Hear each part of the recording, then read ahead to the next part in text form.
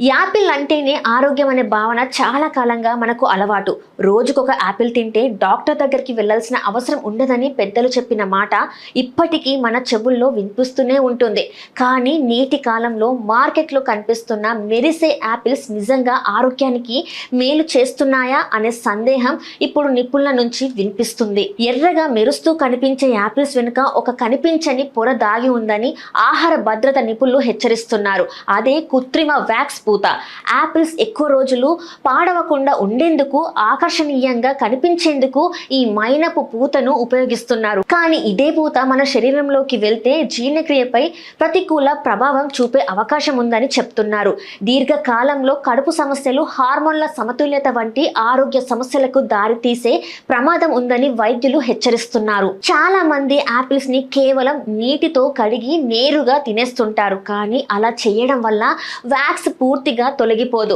అందుకే యాపిల్ తినే ముందు కొన్ని సురక్షితమైన సహజ పద్ధతులను తప్పనిసరిగా పాటించాలని నిపుణులు హెచ్చరిస్తున్నారు. ఇంట్లో సులభంగా దొరికే వెనిగర్ ఈ విషయంలో చాలా ఉపయోగపడుతుంది అని చెప్తున్నారు.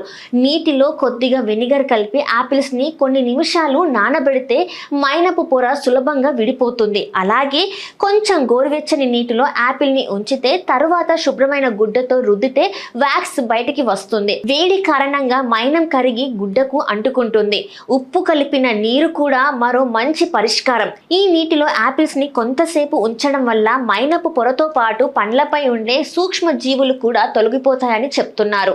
ఇక బేకింగ్ సోడా, నిమ్మరసం కలిపిన నీటిలో యాపిల్స్ ని నానబెట్టడం ద్వారా వ్యాక్స్ తో పాటు హానికరమైన రసాయన అవశేషాలు కూడా పూర్తిగా తొలగిపోతాయని నిపుణుల సూచన. ఆరోగ్యం కోసం తింటున్న యాపిల్ అనారోగ్యానికి కారణం కాకుండా ఉండాలంటే తినే ముందు కొద్దిగా జాగ్రత్త తప్పనిసరి. మెరుపును చూసి మోసపోకుండా సరైన శుభ్రపరిచే పద్ధతులు పాటిస్తేనే యాపిల్ నిజంగా ఆరోగ్యానికి వరంగా మారుతుందని నిపుణులు చెప్తున్నారు.